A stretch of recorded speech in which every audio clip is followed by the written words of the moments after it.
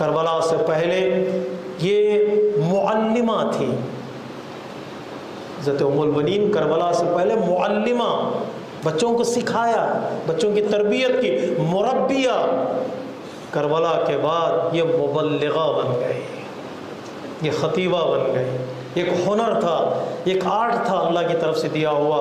حضرت ام البنین کو اس آرٹ کا استعمال آپ نے، اس ہنر اور فن کا استعمال آپ نے عزاداری کو فروغ دینے میں استعمال کیا۔ پتہ ہے وہ کون سا تھا؟ سب سے پہلے کربلا کے مصائب میں مرثیہ کہنے والی خاتون ام البنین ہے۔ آج جسے ہم نوحہ، سلام، مرثیہ کہتے ہیں، اس کی ابتدا حضرت ام البنین نے کی ہے۔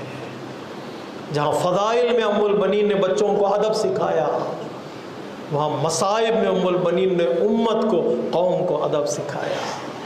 جب یہ قافلہ مدینے سے نکل رہا تھا، حضرت ام البنین نے اپنے چاروں بچوں سے کہا، دیکھو حسین کا خیال کرنا، کہیں تم سے پہلے حسین کے بدن پر کوئی تیر پیوست نہ ہو جائے، حسین پر اپنی جانوں کو قربان کر دینا۔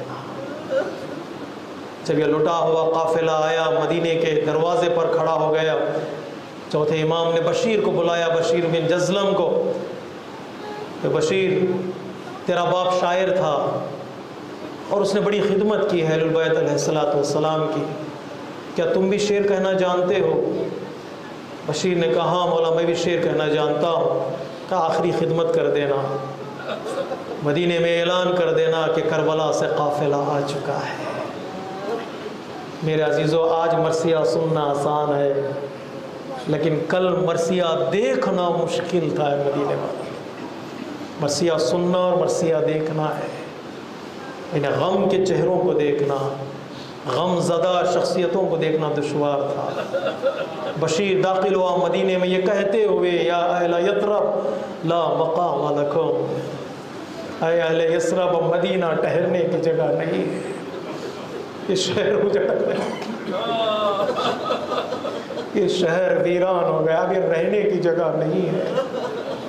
حسین قتل ہو گئے، فدمہی مدرارا، حسین قتل ہو گئے، شہید ہو گئے، اب روتے رہو، اشک بار رہے تمہاری آنکھیں، تمہارے آنسو کبھی رکنے نہ پائے۔